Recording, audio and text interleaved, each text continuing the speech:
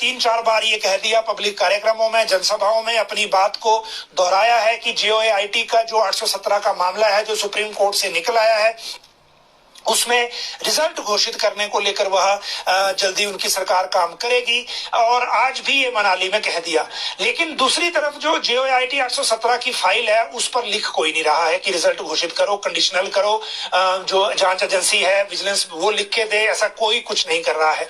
जो राज्य चयन आयोग ने भी विजिलेंस ब्यूरो से लिख के मांगा है कि वो लिख के दें कि इन भर्तियों में कर सकते हैं या नहीं कर सकते, वो भी अभी तक नहीं आया। जहां तक बात JOIT की 817 की स्पेसिफिकली है तो उसमें तो लॉ की ओपिनियन भी आ गई थी, उसके बाद फाइल जो है वो स्टैंड स्टिल है।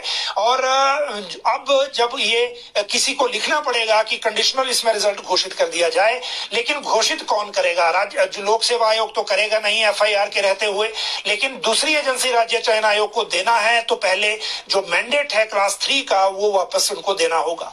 ये तो सेपरेट बात है। लेकिन अब नई अपडेट एक सामने आई है, और नई अपडेट ये है कि JOIT 817 में जो सुप्रीम कोर्ट में पोस्ट कोड 556 कनेक्टेड था, 556 के जो अभ्यर्थी हैं वो पिटीशन में चले गए हैं हिमाचल हाई कोर्ट में, और 10 से ज्यादा पिटीशन अब तक दायर हो चुकी हैं।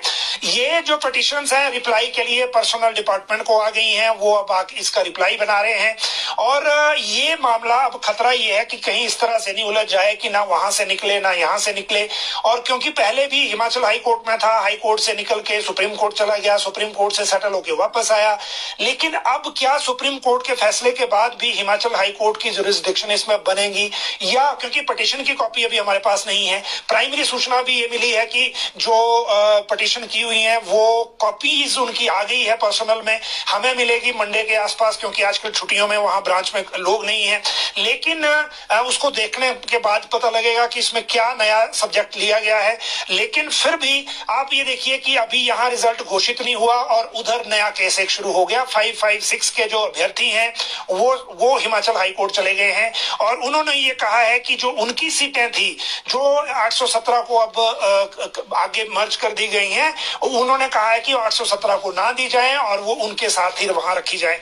तो ये एक नई लिटिगेशन इस केस में है, और जो पिटीशंस की संख्या है वो भी 20 से ज्यादा है। जो मैंने आपको पहले 10 बताया, वो पिटीशंस की संख्या 20 से ज्यादा है अभी तक जो हिमाचल हाई कोर्ट में दर्ज हुई हैं। तो ये अलग अपने आप में मामला है जिसको लेकर थोड़ा सा सीरियसनेस के साथ सरकार को भी देखना चाहिए, क्योंकि अगर इसी तरह से चीजें चलती रही तो जैसा पूर्व जयराम सरकार के टाइम हुआ था, चाहे वो अलग अलग चीजों में हुआ हो, अलग अलग पोस्ट कोड में हुआ, तब JBT का मामला ज्यादा उलझा था।